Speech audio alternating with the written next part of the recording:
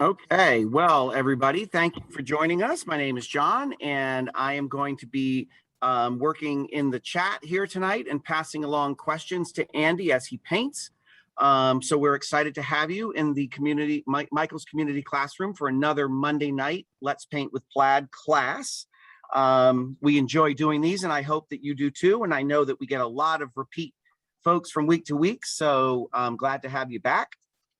Andy is going to be teaching the painting this evening, and he's going to be taking you through a beautiful sunflower painting. If you've taken a class with Andy before, you know what a treat that is. A very talented artist and a great teacher. You are guaranteed to learn something from Andy, which is always fun. So I will add more to this as we go. And yeah, I can see that she's go ahead and put the hashtags and such in the chat already. So oh yes, the main thing is if the pace is going a little bit quickly for you, keep in mind that these are recorded, so you can always just stop and go back and watch tomorrow, or go at your own pace along with the recording. So we do recommend that if you feel like the pace is just a little bit too fast, because we have to get this done in an hour.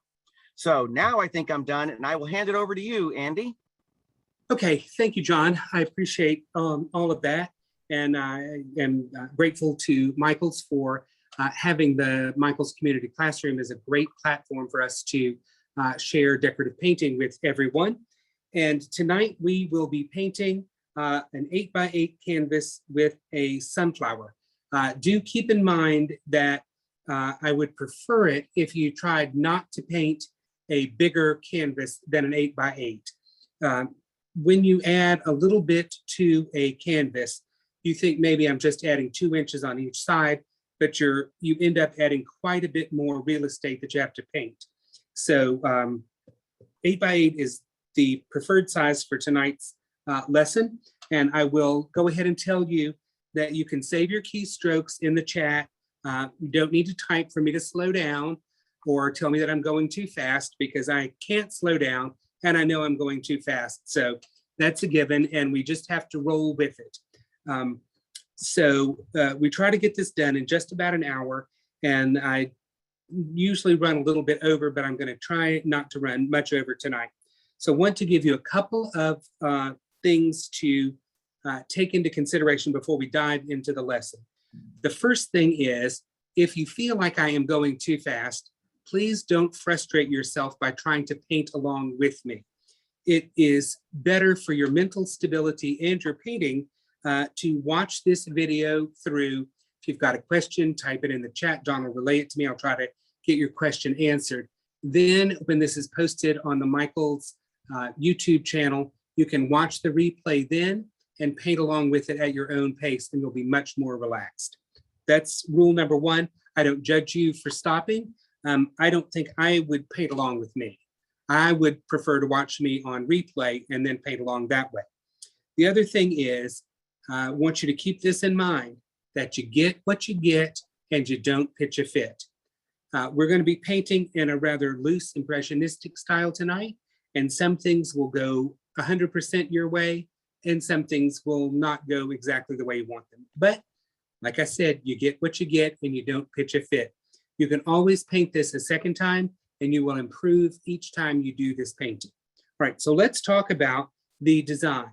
So what I would have you do, because we're just going to sketch this on our canvas tonight, I divided the canvas into 4 sections, just straight down the middle and straight across. So if you want to go ahead and take your pencil and do that, it does not have to be exact, and it does not have to be perfectly accurate. You're just giving yourself a little bit of a guidepost. So I'm going to give you a moment to divide your canvas into quarters. And so, John, I'm going to rely on you to let me know when people are looking up and not dividing their canvas into quarters. I gotcha. I will let you know. Okay, and we're not going to take long. I know that Andy likes to scare you guys about how fast he goes, but he actually does give people time. So you'll see. We're all gonna do fine. I do try to give you time to do things. Yes. Not much time, but just enough. Okay. I feel like people have been able to draw 2 lines on their canvas at this point. Okay. All right. So here's there's not a template, right, Andy? A bunch of folks are asking. No. There's no template. You're going to draw it on your own canvas. All right, so here is the important thing to remember when you start drawing your sunflower center, which is going to be kind of a fat oval. I'm going to bring it up for a close-up so that you can see that the center of the flower, well, hang on, let me get this going the right way. The center of the flower is not in the center. Do you see that? The center of the canvas is in the upper third of the sunflower center. Now, my sunflower center is about the width of my fingers. It's about 3 inches long and about 3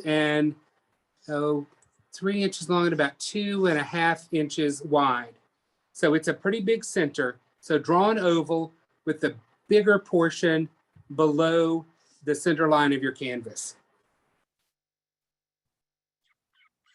All right, so I'll give you a moment to do that. Sunflowers have big centers. So this is in relationship to the whole canvas, it's pretty big. Like I said, it's 4 fingers tall. So the width of my fingers tall is the height of my center. All right, John, if you can give me an indication. We're doing good. Okay, is it most everybody ready to move on? Sure. Okay, all right. So down at the bottom, we're going to draw a couple of petals and they are going to angle to the right side of your canvas. So I think you can see where my black pointer is. So that's going to be one petal that's angling toward the right side of the canvas. And then we're going to draw another one that's angling that way. And then our third one is aiming right at the corner. Okay, so one petal aiming at the corner, the other one aiming toward the right of the canvas, and the third one aiming toward the right-hand direction of the canvas. I want to establish these 3 petals to start off with so that our sunflower does not have a petal aiming straight down. There's no petal aiming straight down. They aim to the right, and then there's one that points at the corner. Okay. You want to hold it up just real quick for someone again? Just give it, yeah. Yes. There we go. And then maybe, just down a touch. So we're angling, we're angling, and then there's one that points at the corner. All right. Then the next one you're going to do is one that goes right to the right-hand side, and it's split on our line down the center of the canvas. So half of this petal's on the top, half of that petal's on the bottom. And then you can fill in with one petal in between. All right, let's move up above our halfway mark on our canvas. And you are going to sketch on one petal, second petal aiming at the corner of the canvas. Third petal, fourth petal is almost upright, but it's still leaning a little bit toward the right-hand side. So I'm holding this so you can see how these petals are sketched on. And then we're going to draw another petal and a couple of tiny little thin ones over there in that upper left quadrant. All right, then we have 3 foreshortened petals. So we're going to draw a little box that's straddling our oval line for the center, and then another little rectangle shape that's inside the center. And then we're going to draw one more rectangle, and part of it is inside the center. So I'm going to let you draw those 3 foreshortened petals there, and you can see that all 3 of those come inside the center. And all of this is going to be subject to change dramatically as we paint the painting.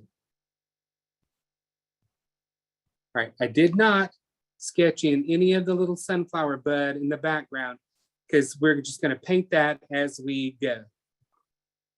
All right, going to give you a minute to get your sunflower sketch on there to suit you. Remember, it does not have to be perfect, and it can change dramatically as we are working.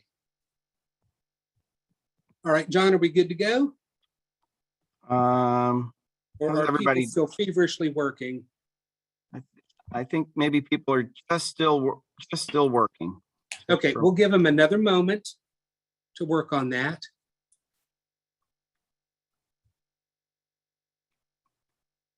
Just yeah, I make sure you guys are on the where it says view in your upper right, where you're on speaker view, so that you're able to see the overhead. I know someone was having trouble with that, but if not, it'll be hard to follow if you're not doing. Yes. All right. So I'm getting ready Okay, to move on. I think we're ready to go. Okay. So what I'm doing right now is I'm putting some paint out on my palette, and I'm using the FolkArt Pure Artist Pigment Acrylics. These have been on the market for about a year or so. You can find them at your local Michaels store. Yep. All right. So John will type in these names on the chat for everyone. So the first color that I put out is Prussian blue. Okay. Then titanium white. And the next color is Viridian. Oops. And then I'm also putting out some yellow light. Titanium white. So I'm thinking that's what somebody wants to see, is that canvas straightened up there. And then this canvas is straightened up there. Trying to get everybody situated as best we can. I know there are quite a few of you who are watching tonight or painting along tonight. All right, so let's grab a 1-inch flat brush and let's dive in. So 1, 2, 3, eyes on me, which is this camera here. And I'm going to take some titanium white, and I'm filling out my brush with the titanium white. I did not put my brush in water. Don't do that. And let me show you how I want you to hold the brush. Take the handle, put the tip of the handle in the palm of your hand, and then grasp the brush. That's how I want you to hold the brush, as far back on the handle as you possibly can. All right, so I've picked up titanium white on my brush, and I'm going to pick up some Prussian blue, and I'm going to mix these colors together. And I'm making kind of a bright blue color.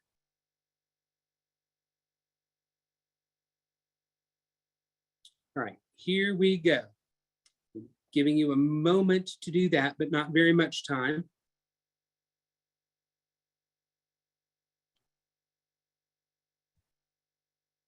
And by the way, we're going to be painting and drying our paint a couple of times tonight. So I'm painting this light blue color on the right-hand side of the canvas, kind of going around my sunflower petals.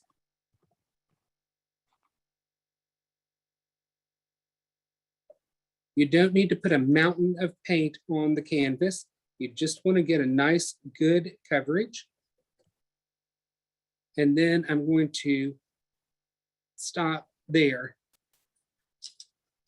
So I'll give you a moment to do that.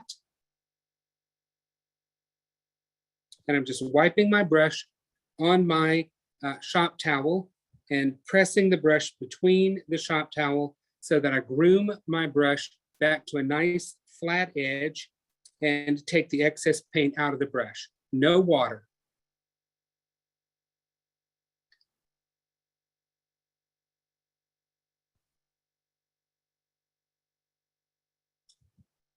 All right, I think you probably have had time to do that, but I'm going to give you just another moment so that I don't seem like the ogre that I am. And Janet, you want to know a count of how many petals I have. The finished painting has 1, 2, 3, 4, 5, 6, 7, 8, 9, 10, 11, 12, 13, 14, 15, 16 petals. I don't know how many this flower is going to have when I'm done. But I think you're worrying too much about that. As long as you've got some petals, they're headed more toward the right-hand side of the canvas than looking like the hands of a clock going around. All right, now what I'm going to do is I'm going to take this brush that had whatever in my hand, in my brush, and I'm going to leave that in there, and I'm going to pick up Viridian, and I'm going to work that into my brush.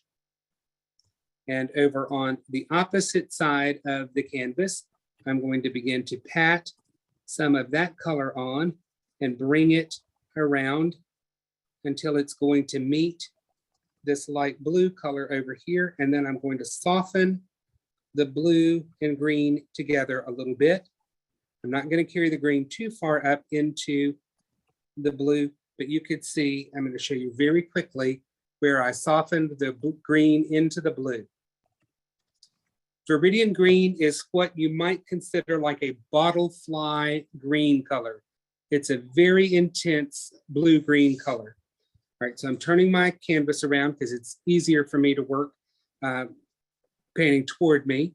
I'm going to fill in the back side of this sunflower and the remainder of the canvas with Viridian, and I'm putting it on. It's a transparent color, so it is not going to completely cover the canvas, but not to worry about that. We're not done with this back side of the canvas yet.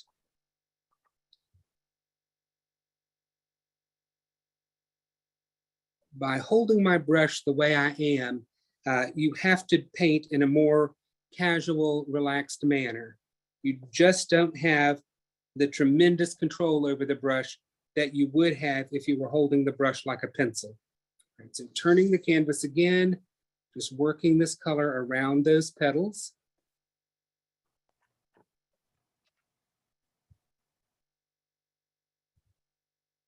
All right, then we're going to do the same thing at the top that we did at the bottom. I'm going to put some of that green on there, and then I'm going to soften where the blue and the green come together. I can wipe my brush off if I'm moving color where I don't want it to be. And just pat and soften that color together. All right, so I'm going to show this up close again so you could see what my blending looks like. It's not perfectly soft and smooth, and that's just fine. There it is at the bottom.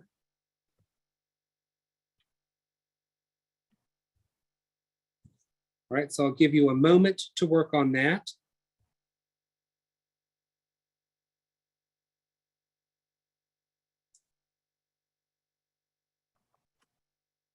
It seems like we just started to paint and it's time's already moving by pretty quickly. But Sure we've got the whole background almost done. And there seems to be some questions about the paint I'm using. I am using FolkArt Pure Artist Pigments Acrylics. If you don't have the FolkArt Pure Artist Pigments Acrylic, you can use any FolkArt acrylic that you want to, or if you don't have FolkArt acrylics, you can use another brand if you must, but I am not working in oil paint.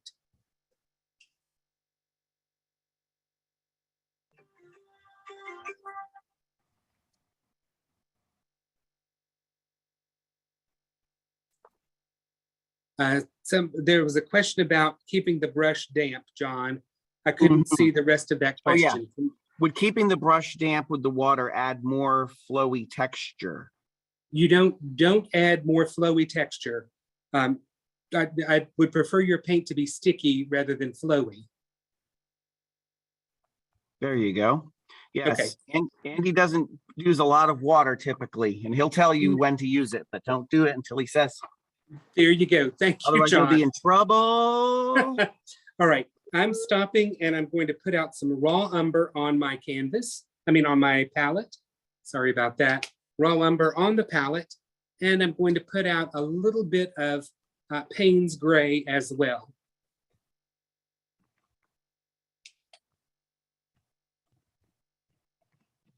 And Payne's gray looks black, but it is not black.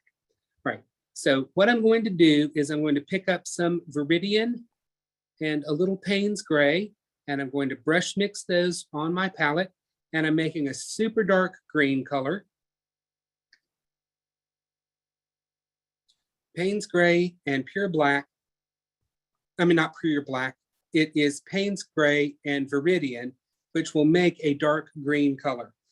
So I'm going to take this dark green color and I'm going to pat it next to my sunflower on the green side of the canvas. And I'm just going to soften that color out a little bit. And it may be a little sticky, and that's okay. You can move that color out. I am not looking for the color to blend perfectly. So you can see how mine has blended. And there are some brush marks that are showing up, and that's perfectly fine. I'll give you a minute to do that. So again, because there could be some questions about the color, and John will type them in again. So we have Viridian plus Payne's gray to make that dark green color. And then I'm wiping out my brush again. And I'm going to do one more thing, and then we're going to dry our painting. I'm picking up some raw umber on my 1-inch flat brush.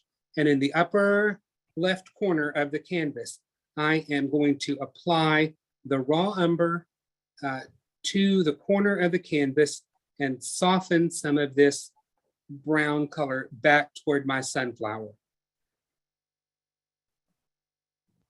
All right, so I'm going to show that to you up close. And it looks like I really just made the top left corner of the canvas very dark, but that was the addition of raw umber to the background.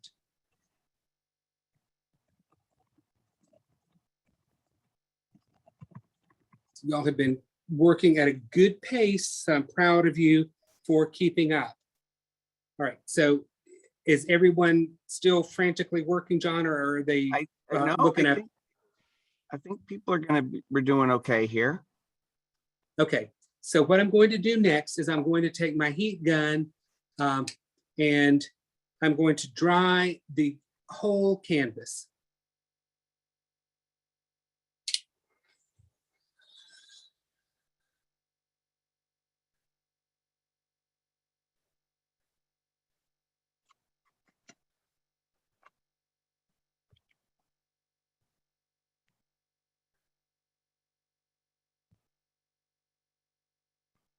Yes, you guys can use a hair dryer.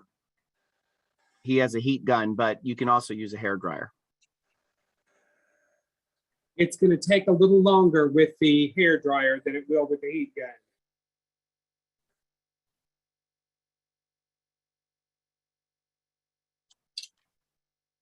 But the really great thing about what we're doing tonight is I wanted this dry, but if it's not 100% dry, that's going to be pretty good. As long as you can just kind of touch it with your fingers and not have a ton of paint on your hands, you're in good shape. All right, so I'm going to give you a moment to dry your canvas. Again, leave your 1-inch flat brush hanging out here.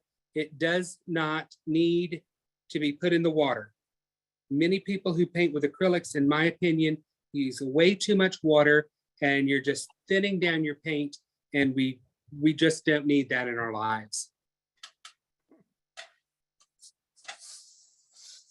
No one needs thin paint in their lives.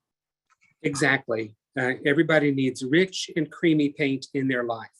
All right, I am ready to move on. And I know that for some people, it's too fast. Other people are loving the pace, and there's no way to make everybody happy. Yes. So we do the best we can. All right, I'm taking my palette knife, which is a number 6 RGM palette knife, which has rounded corners and a rounded tip on it. It is about 2.5 inches long. But here's what we're going to do. I'm going to take some of that blue that I put on the canvas when we started, and I'm going to add a little bit of titanium white to that, just lightening that color up right here at the edge of my puddle of paint. So just making a lighter blue color. How much lighter blue? Not a whole lot lighter, but what I would say kind of noticeably lighter. Then I'm going to take my palette knife and I'm going to tap, tap, tap into this paint, picking up a little bit of paint on the back of the palette knife, not a lot. And I'm going to just touch some of this on to the blue area of the canvas. And you can see that it is making a little bit of a blue, lighter blue mark on there. Can you see that? Just a little bit of lighter blue. Don't overdo it, just a little bit. We're about to do something much more involved in what I would just generally say is fancier. Okay, so again, using my palette knife, I'm going to take some Viridian and I'm going to mix in a chunk of yellow light to make a lighter green color. And we'll kind of think of this as a Kermit the Frog green.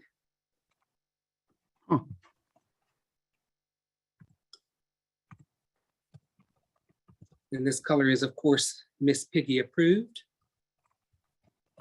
All right, so I've made a bright kind of springy green. I think you all can see that pretty clearly on the palette. And once again, I'm going to tap the flat of my palette knife into this paint. And I'm picking up a small amount of paint on the back side of my palette knife. Let me show you that there's not much paint there, and it's kind of hard to see, but there really is not an excessive amount of paint on that palette knife. And what I'm going to do is I'm going to establish the center vein of a leaf.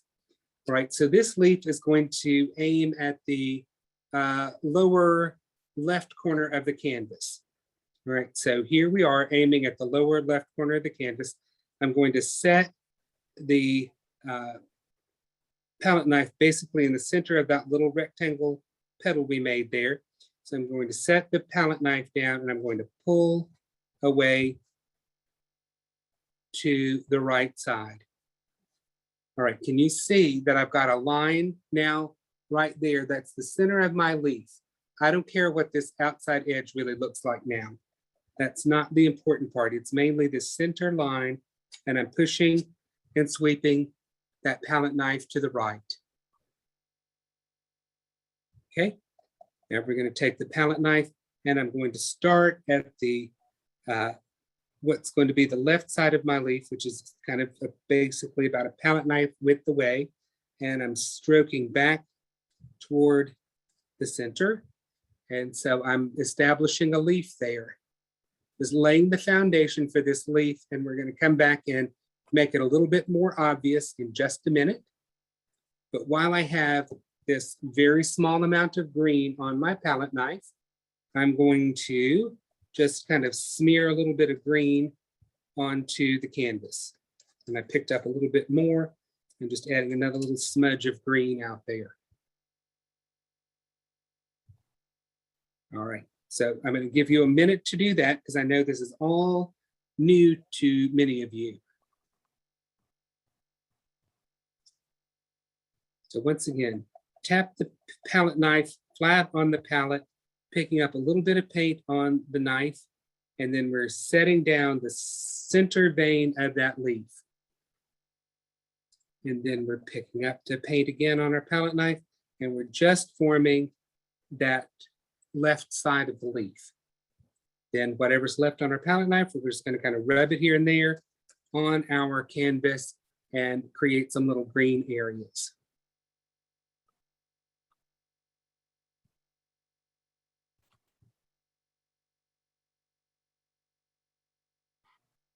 Now, if I give you too much time, you will start to really fuss with and try to paint that as a leaf. So we're going to move on. I'm going to take a portion of that green color that we just made, our Kermit green, and I'm going to add another big amount of yellow to that puddle of paint, and I'm making a light spring green color. This is noticeably lighter and much more yellow. So I'll give you a minute to make that color.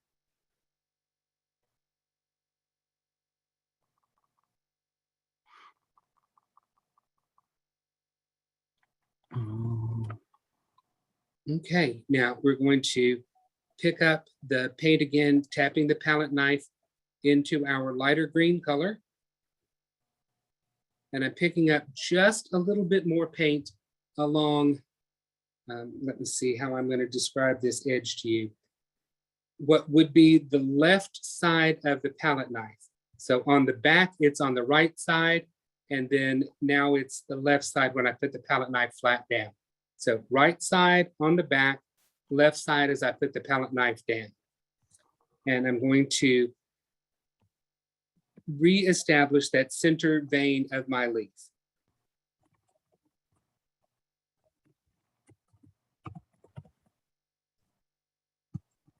Okay, so there we've got that light green center bit of the leaf on there. And then I'm going to do the same thing, and I'm going to put the left side of my leaf on there. All right, just that easy, and we've created what looks like a leaf in the background. And I'm going to take a little bit of this color and just kind of add it in where I've got a couple of brighter green marks in the background. So when you turn this right side up, we've got a little bit of a leaf established here, and then just a couple of green areas there.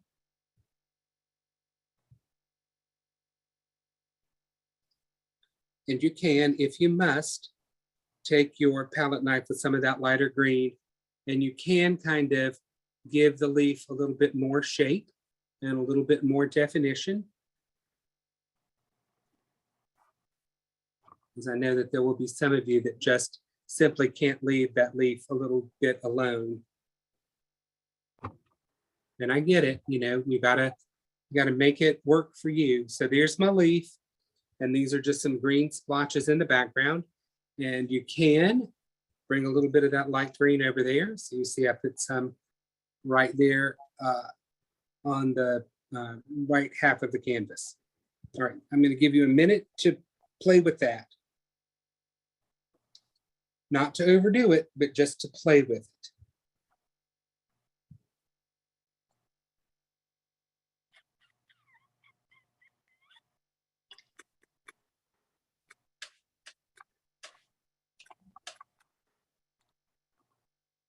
Whew, that's a lot of work that we've done already. Mm-hmm. The paint This palette is, yeah. I'm sorry, John, I didn't mean to interrupt you. I was just going to say that somebody asked about the paint palette, and it is a disposable wax paper palette pad. All right. Yes. So I was just going to ask you the same question, because every week someone always says, "What's that paint palette?" So yes. that palette, that pad of palette paper is a great idea if you're going to be doing some painting, because right at the end you just crinkle it up and toss it away. You don't have to clean up anything, and it's great. It does not wrinkle up like wax paper does. I like to think that it's a little more environmentally friendly than a styrofoam plate. But this is, you don't have to be a professional painter to use one of these. I like to think that if you are serious about enjoying your hobby, then you might want one of these. It's like if somebody's going to start doing a lot of cooking, they're going to want to invest in some better knives and some better cookware. And it's just one of those things that as you start to acquire supplies, you will want to get a nice palette on which to work. All right, so we're back to we're going to come back to the center of our flower. So I've taken my blue shop towel and I'm pinching it and wiping it between the shop towel to help take the excess paint out of the brush and to groom the brush back into shape. Now I'm going to pick up raw umber on my 1-inch flat brush, and I'm going to begin to just paint in the center of my sunflower with the raw umber.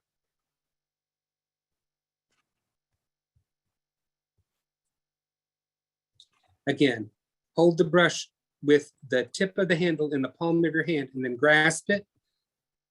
That's how you will achieve your best kind of impressionistic painting results if you hold the brush like that. All right, so I'm painting, I don't know, leaving maybe a 1/2 inch on the right-hand side of the sunflower center. And then I'm going to add burnt sienna to my palette. And burnt sienna is a beautiful rusty red color. So I'm going to wipe my flat brush on the shop towel, taking most of the raw umber out of it. Again, no water, don't need that. So I'm picking up burnt sienna now, and I'm going to put that right along the right-hand edge of my sunflower center.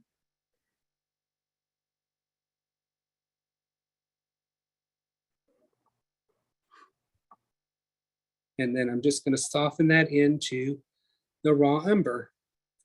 So right now, let me hold this right side up for you.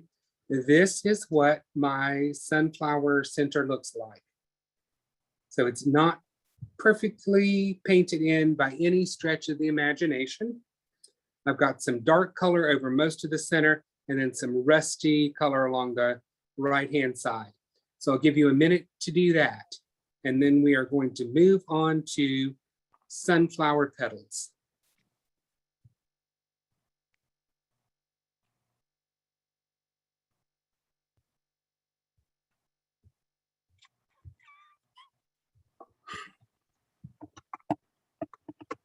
I somehow feel when I stop talking that you all stop painting. Nope, they're painting. I can see them. Okay, very good. We do have that ever-present clock just tick, tick, ticking away. I recognize a bunch of names from our Let's Paint with Plaid group. I don't know if some of you have been looking in the chat, but on Facebook, we do have a group called Let's Paint with Plaid, and Andy goes live in that group twice every week on Tuesdays and Thursdays at lunchtime. We have other guest artists that are in there from time to time. Chris Williams, who you may know, is in that group. And we offer all sorts of instruction and just free education in there. So I would suggest checking out the Facebook page, Let's Paint with Plaid group, join it. It's and the best art education that money can't buy. That's exactly right. You will get a semi-weekly dose of Andy's wisdom. And for some that's good, and for others it's poison. All right, right. Let's come back to our sunflower painting. Thank you, John, for that information about the Let's Paint with Plaid Facebook group. It really is a great group. All right, 1-inch flat brush. When Robin says something about hearing about Clarice, well, she is my sweet baby angel. She's a giant Saint Bernard. But we're going to paint in our sunflower petals with burnt sienna. So I'm using the big 1-inch flat brush, and we're just paint them in from one side. Then I turn the canvas around and paint in from the other side. And that's just filling in the petal with some rusty red color. And this is important now.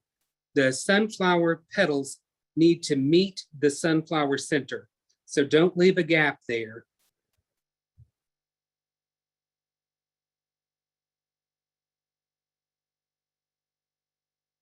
Notice I'm still holding the brush with the tip of the handle in the palm of my hand, and then grasp the brush. That's how I want you to hold your brush. Like a magic wand, right, Andy? Isn't that how you told me to do it the first time? Yes, abracadabra, just like that. Okay. Exactly. Abracadabra. Yes. Oh. I know, there's some groaning going on with that. All right, so we're just filling in our petals. We're not trying to do anything special or anything fancy here. Putting some color on the canvas. These are going to change dramatically in a few minutes, and that really will seem like the magic of the evening.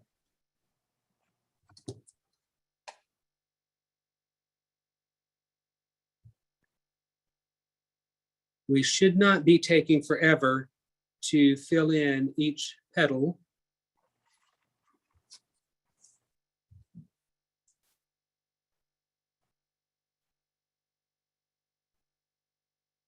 When you have finished the painting that we're working on tonight, I would encourage you to post your finished painting in the Let's Paint with Plaid Facebook group and use the hashtag Let's Paint Challenge, all run together as one word with no apostrophe. And John will type that into the chat for everyone. Yep, I will. And that's just a great way for everyone to see what all you were able to do tonight, as we love to say, in just about an hour. I think that if you get anything that resembles a yellow flower on your canvas, then you've had a success tonight, because trying to do a painting in just about an hour is incredibly difficult. So give yourself some good credit for even attempting to do that. And I never did my best painting in a class or in a workshop. That's just, I'm trying to learn something there, and to learn something and do your best work, those two things just don't often happen at the same time. And yes, for people who are wondering, I do still take classes and workshops, always trying to improve my skills and learn something new to share with you all. So I am forever the student.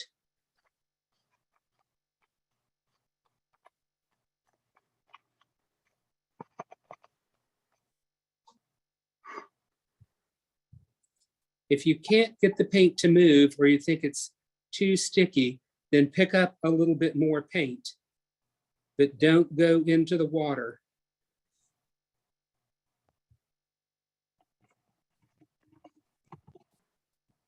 This is not the time for water.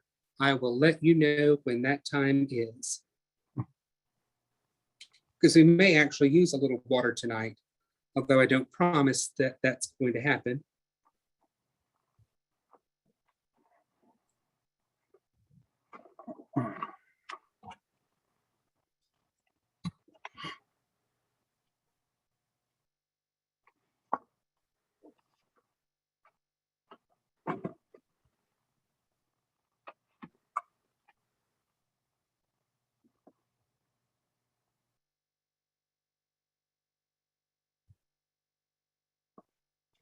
We are always learning something new, Andy, from you with these techniques. So Well, this is amazing. I hope so. All right, so now we have a rusty sunflower, and I would like to let you all know that there are more than 70 cultivars, which I think is different than a variety of sunflower, and they are arranged into 3 primary groups.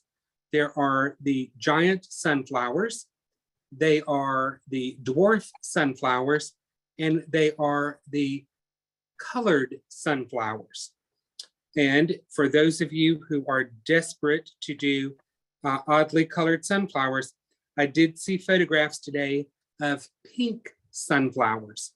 Yes, there are bubblegum pink sunflowers, and you can buy the seeds for them on Amazon. I saw that today as well. So always something fun and interesting that you can learn about sunflowers and all kinds of stuff. The internet is amazing. If we're running too far behind in your painting, you can just say that you did a burnt sienna sunflower today. It's one of the colored sunflower varieties. We're going to do something a little better than that, John. Okay, we're just going to keep going then? All right. We are going to keep going, yes. All right. All right. We're going to come back to our burnt sienna, but I want you to wipe the brush, because we've got to kind of establish the backside of our sunflower bud. So I'm going to take some of that first Kermit green that we mixed up, and I'm going to paint a little bit of a stem, just using the edge of the brush. All right, so you see that little bit of a stem I just painted in there. Okay, very good. And then I'm going to paint a little bit of a mustache at the top of that. So a little curvy bit going either side of the stem. Right, so you've got the stem and then you've got the little mustache up there. So please do that.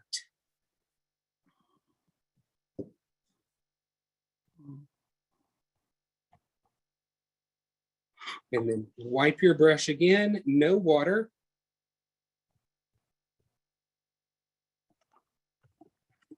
So please let John know when you've done your mustache.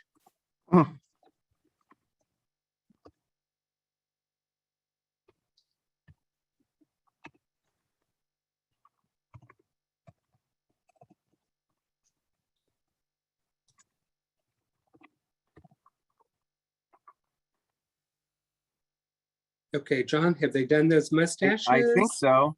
Okay, then we're moving on. So I'm going to paint 1, 2, 3, 4 big sunflower petals with burnt sienna on my 1-inch flat brush, and they're just above the mustache. So those are just burnt sienna dabs on the canvas indicating sunflower petals. Okay. All right. Now then we're going to take a moment and we're going to dry our sunflower center, our petals, and the little bud that we just painted up there.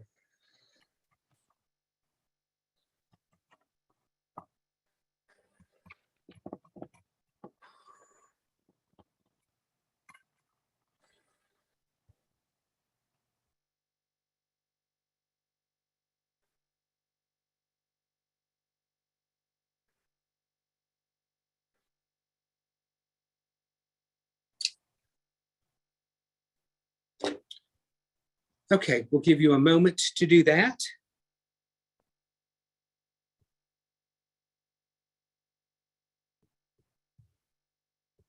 And then we're going to have a eureka moment for a few people, or a hallelujah moment.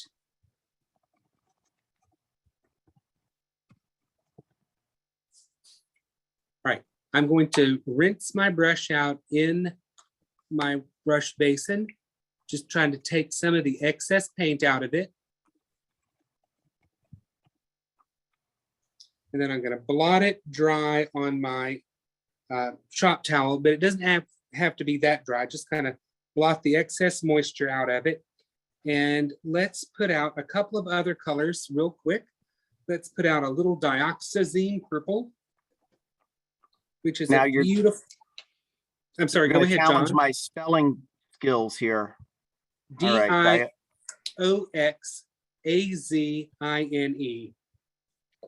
Just like it sounds, Dioxazine purple. All right, so I've got my brush that's kind of damp, and I'm going to pick up some Payne's gray on 1/2 of the brush. And you can see here as I'm working that Payne's gray into 1/2 of the brush, the other half has no color in it, but there is moisture in the brush. And then I'm going to pick up some Dioxazine purple on the same half of the brush with the Payne's gray. So Payne's gray, Dioxazine purple, both colors on 1/2 of the brush, no paint on the other half. And we are going to tap, tap, tap, and dab, dab, dab some dark shading on our sunflower center.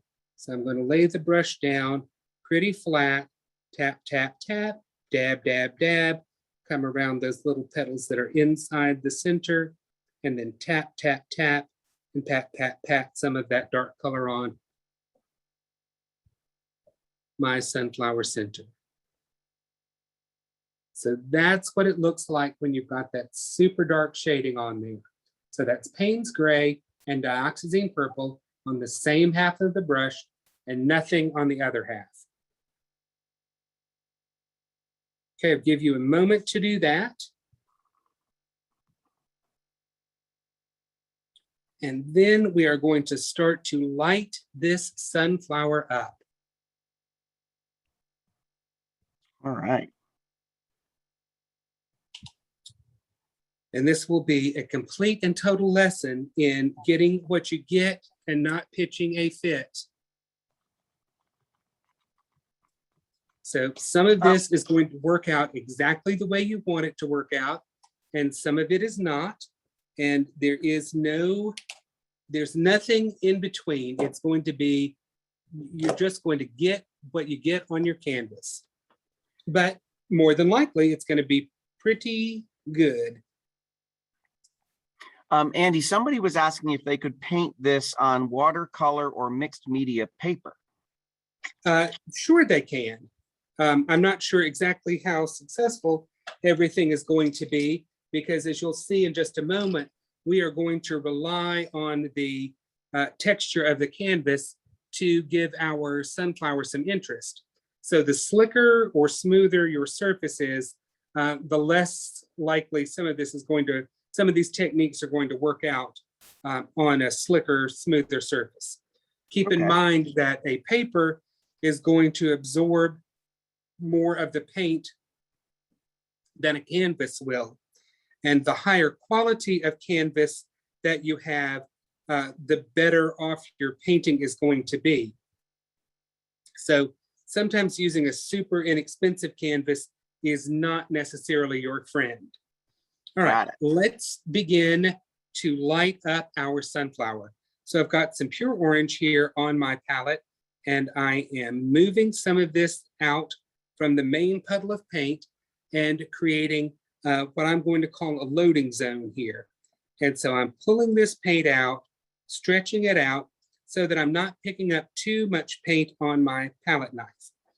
But I'm going to pick a sunflower petal, and it doesn't matter which petal I pick, but I'm going to lay my palette knife down parallel to the surface. Basically, lay my palette knife flat down on a sunflower petal and pull toward the center. All right, let me do another one so that you could get a better idea about how this is working. So tap, tap, tap that palette knife in the puddle of pure orange and in my loading zone. Lay the palette knife down on a sunflower petal and pull toward the center.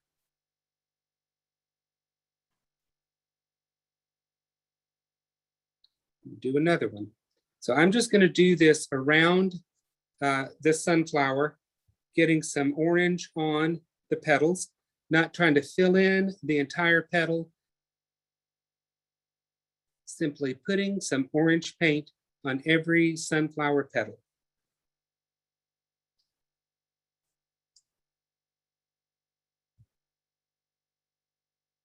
And if you need to touch your petal a couple of times, that's okay. Let's just get a little orange on there.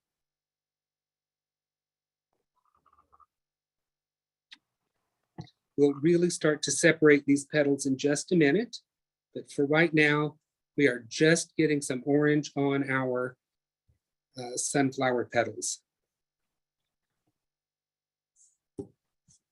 Amazing how many layers are in that guy under all that color. That's what makes my paintings more interesting to look at, is there's more to see than just yellow petals.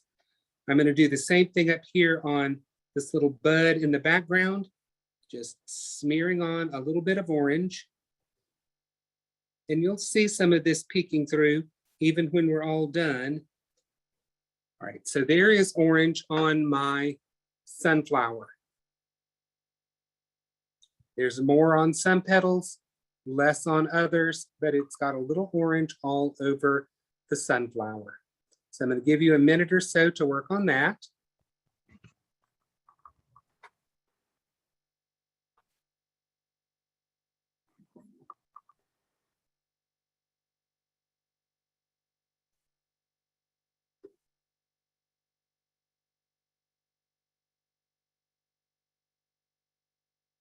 We really don't have that much more to do. But so I'm going to show you a few more little detailed things about how to do some, supposed to do a little fancier stuff with our palette knife in just a minute. But for right now, it's tap, tap, tap, pick up the paint, lay your palette knife flat down and just get some color on the canvas. So I'm going to give you another couple, maybe another minute or so to do that, because this is just some underneath orange, and we might come back and put some orange on top in just a few minutes.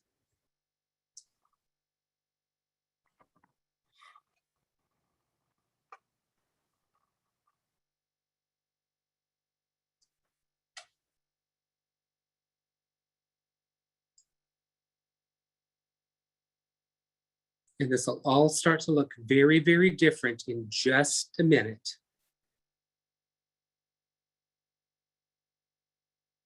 As soon as we hit this with some yellow, it's really going to dramatically change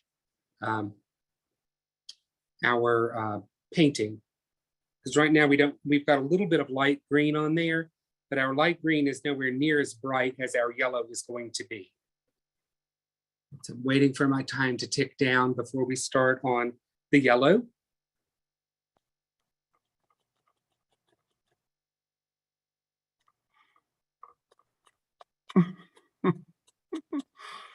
We're having a whole range of reactions. Annette is ready to hear the angels singing as hers comes to life, and Rosario feels that hers is ugly. So, well, it's it's probably not ugly, but it's probably not exactly what she was hoping for. There's probably a good bit of wiggle room in between. Probably so. I bet you it's not bad, Rosario. It's now time for some yellow. So let's talk about a little bit different way to load our palette knife. If I want to create a sharp edge on one side of my petals, I need to put the color stronger on that side of the palette knife. So remember, I'm doing this kind of backwards. I'm going to just pick up some color. Can you see that it's just on, let me get something behind my palette knife. You can see that I picked up the color only on part of the palette knife. So there's a little bead on that side of the palette knife. This is the back side. So when I turn my palette knife over, the color is now on the right side. Does that make sense to everyone? We need to see a thumbs up. I can see people nodding their head. Okay. All right. So now I'm going to take the side of my palette knife that has that bead of paint on it, and I'm going to put that on the right side of my petal, and I'm going to pull in. So I'm going to set that down and pull in. Do you see how I've got a nice sharp line there? I can repeat that on the next petal. I got a good outside edge there, and then I can come in and move my color around. All right, so we're going to do that, and you can pick it up on that same edge of your palette knife, put the color on, and pull in to create a strong yellow edge. And this way, let me show you down here. I'm going to put one petal on top of another petal by putting that strong edge down there. And then I'm going to do the opposite edge of my palette knife, and I'm going to put a petal on top of the other one. So you can see this petal is going to be behind. Yeah, Andy, just bump up there a little so you're in the frame so people can see. Okay, so trying to make sure that everyone can see what's going on here. Not easy. No, it is not easy. But painting these sunflower petals, now I'm just smearing some paint on and pulling it down, worrying about spreading it at the tip of the petal and letting it trail off as it moves down toward the center of the sunflower. Trying actually to see what I'm doing while I'm doing it. It's not as easy as you all think.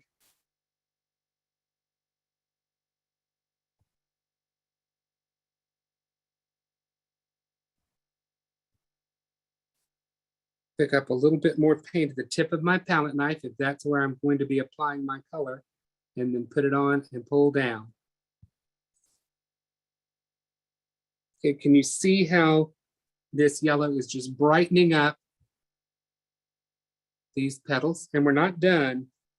Don't think this is it, folks. You're painting with me. There's always more. I'm like a Ginsu knife of painting instructions. There's always more. We'll slice and dice and make hundreds of julienne fries.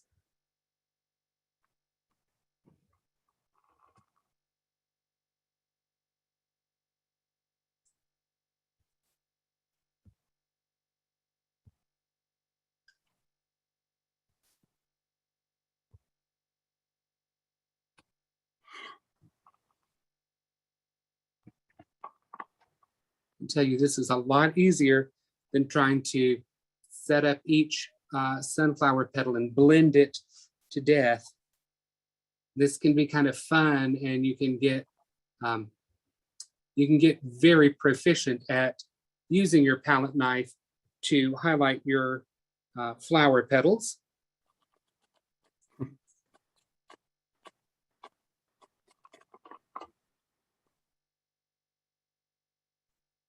And someone is going to want to know how I finish the edge of my canvas. And when you're done, just come back and use the colors that we started with and just simply model those colors together on the edge of your gallery wrap canvas. But moving on, we have a little bud here in the back of our painting. So we're going to put some yellow on those petals too. We can't ignore those.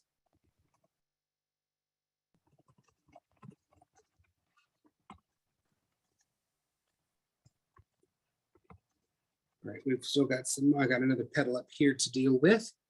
Don't know why I was pretending to ignore that one.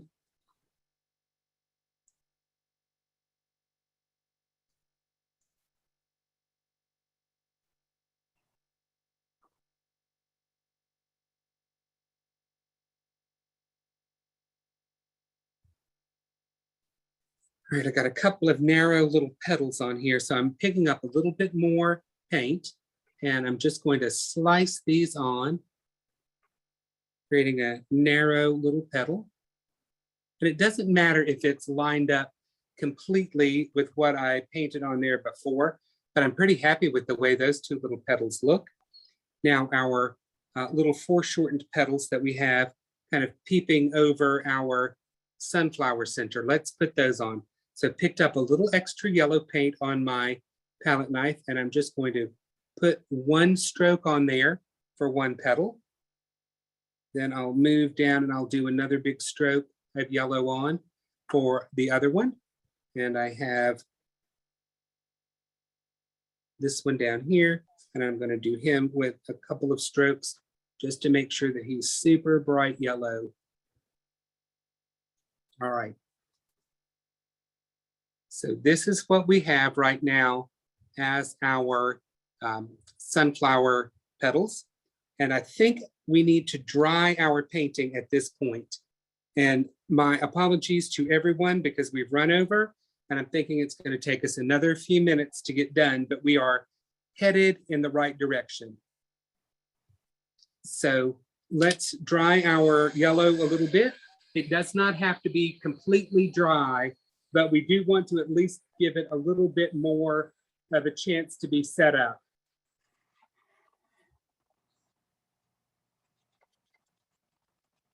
If not dry, then sticky.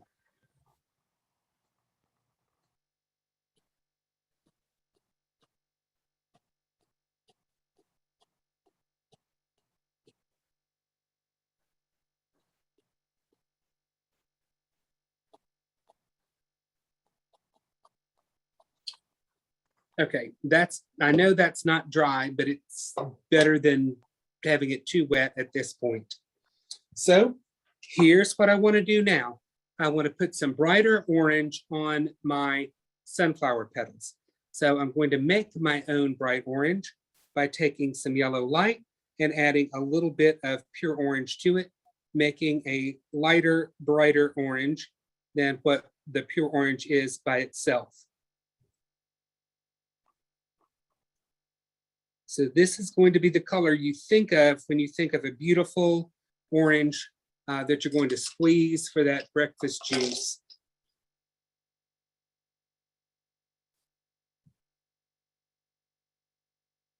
All right, and we're once again going to pick that up on our palette knife. And we're going to hit our sunflower petals where we want to put some of that bright orange on. And just scooch up a little higher for us, Andy, towards the away from you. Yeah, doesn't have to be closer to the camera necessarily, but yeah. Yes, put it as far away from me as I can in the most awkward position. That's exactly right. That's exactly what you want, and I understand that. All right, so I'm just putting a little bit of this lighter, brighter orange on, and I'm not going to put it on every petal. but I'm going to put it here and there. And I'm going to put enough on so that you can tell I've taken the time to do that. And this is sometimes what people always are accusing me of like doing too much, but I think that brighter orange on there is really attractive. All right, so while you all are putting those dabs of brighter orange on, I'm going to take a 3/4 inch flat brush and I'm going to pick up some pure orange on the corner of that flat brush, no water. Basically, I'm on half the brush. And I am going to, oh, I've got yellow paint on my hands, do not like that. But anyway, I'm going to take this orangey color and I'm going to dab some of this on the right-hand side of my sunflower center. And I'm going to dab some of that back in to the center of the center. I know that couldn't be any more, I guess there couldn't be any more prepositions there if I tried. All right, but there you can see that I've dabbed some of that pure orange on the right-hand side of my sunflower center.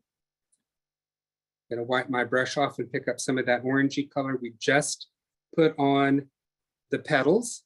And I'm going to dab some of that on. More on the right-hand side, but more toward the top of my sunflower center. All right, everybody still with me? Those that are sticking it out till the bitter end, I appreciate that. All right, let's put out a little bit of red light on our palette, and you're only going to need maybe a chocolate chip size dab of red light. But before we use that red light, I would like us to take our palette knife and some of our Dioxazine purple. Let's move a little puddle of that off to the side. And then let's add a chocolate chip size dab of titanium white to the purple so that we make a nice, I don't know, for lack of a better word, kind of a pretty Halloween purple, or a very vivid pansy color. We just want a bright purple color. And to get that, we're just lightening up our Dioxazine purple. All right, so I'm going to take the same corner of my 3/4 inch flat brush, and I'm picking up some of my brighter purple color. And over here in the lower left, I'm going to dab some of this purple color on. That's right, we're putting some purple in our sunflower center. So that's what that purple looks like right down here. The red color that we used is pure orange. We have not used the red light yet. It's coming in just a minute. So how did you mix up the purple one more time? Because I think that was a little confusing. So you Dioxazine purple and titanium white. And that's it. Okay. That's it. Okay, so let's do some brighter yellow on our sunflower petals. And I know this seems like I'm skipping around, but this is how I paint. All right, so I'm going to take some yellow light and move it over here to a clean spot on my palette. And I'm going to add a chunk of titanium white to this, making a lighter value yellow, noticeably lighter than my yellow light color.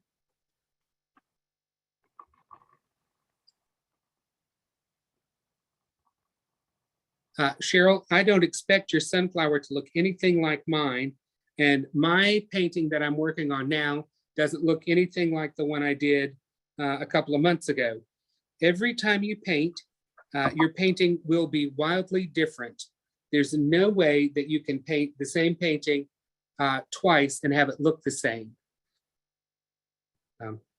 There was a quote about somebody had asked Billie Holiday why she sang her songs different every time she performed them.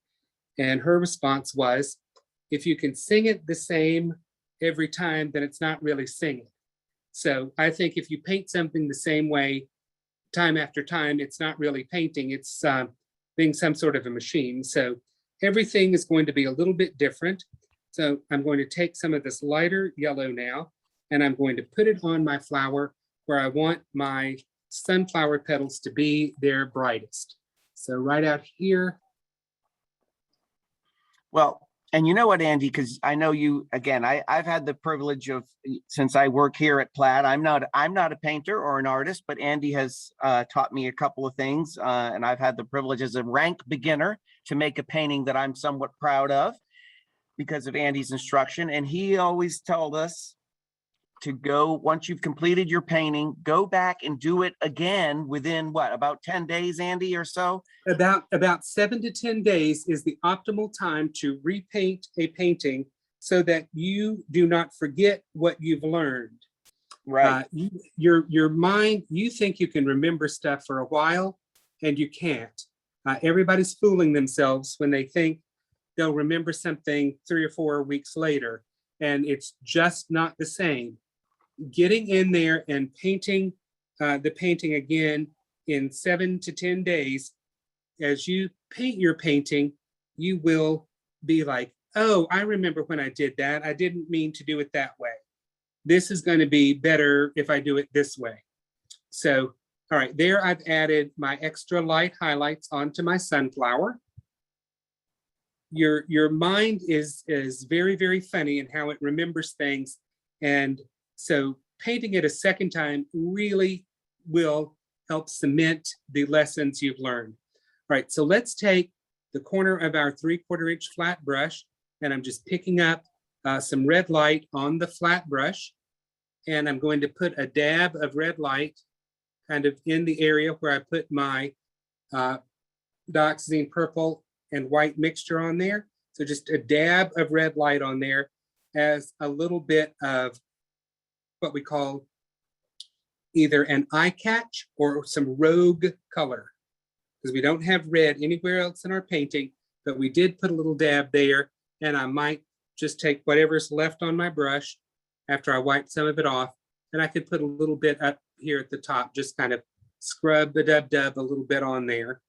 But we're not done yet because we still have neglected the backside of our sunflower up there. So let's turn our attention to that. And I'm going to, I can go back to my 1-inch flat brush that I've been using for most of the evening. And I'm going to pick up a little bit more of that original Kermit green. And I'm going to— Thank you, Pam. And my reactions must be telling. Somebody said something funny and you laughed. Pam said watching my face is almost as good as listening to Andy. So I don't know okay. what it is that I'm doing, but it must be pretty good. All right, so I'm adding a couple of extra little leaf-like bits to the back side of this sunflower. And you can see those pretty clearly there. Just dabbing them on with the brush. I'm not trying to paint anything specific. I'm just giving a little bit of green context to the backside of this little sunflower bud. Then I'm taking the lighter green and I'm going to put a little bit of that on there. And my lighter green doesn't seem to be quite light enough, so I'm adding a little yellow to it. And we're going to try that again. There we go. So adding some light green to it. And again, remember, you get what you get and you don't pitch a fit.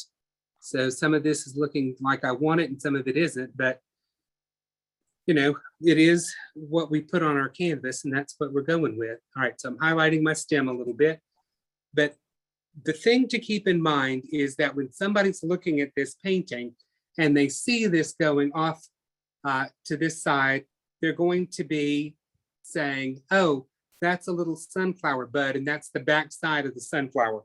People can put those dots together without you base coating, shading, highlighting, and detailing that part of this sunflower.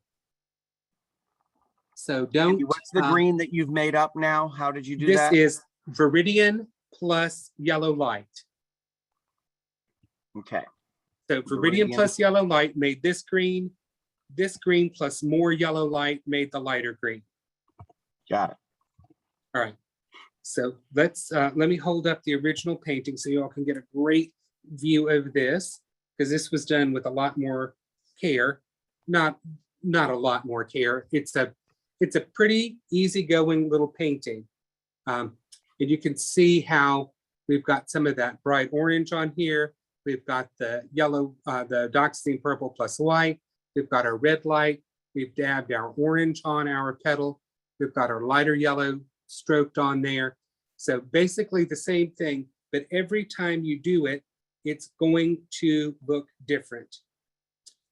And so one thing I do want to let you know is that the FolkArt Pure Artist Pigments dry to a very, very matte finish. So what I'm going to do now is just try to show you what some of this is going to look like if it were varnished, and you do need to varnish your painting.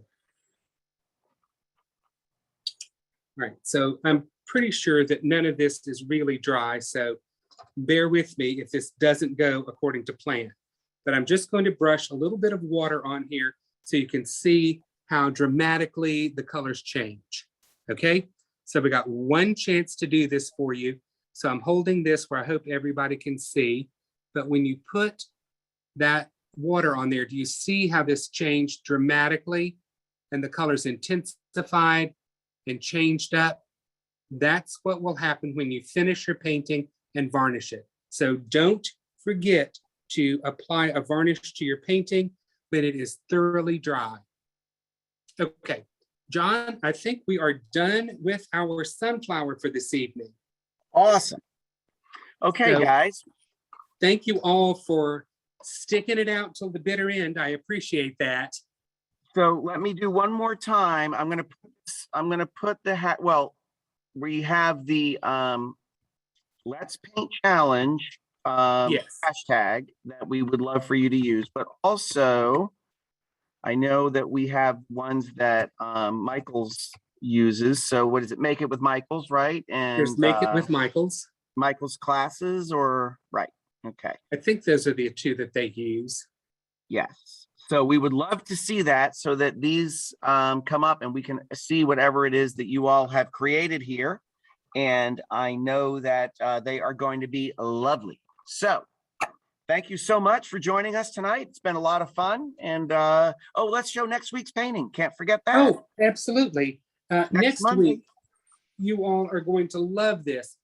Chris Williams will be sitting in this chair, and she is going to show you how to combine stenciling with painting to create a fall welcome wreath. So you will absolutely not want to miss this class. And Chris is a fantastic teacher, and she has so many hints for you. She puts Heloise to shame. So tune in next Monday night at 8 p.m. Eastern Time, 7 Central, and Chris will show you how to use the stencil and embellish it with some painting techniques. Yes. All right, guys. Well, then that's it for us. We will see you all next week. All right. Take care. Take care, everybody.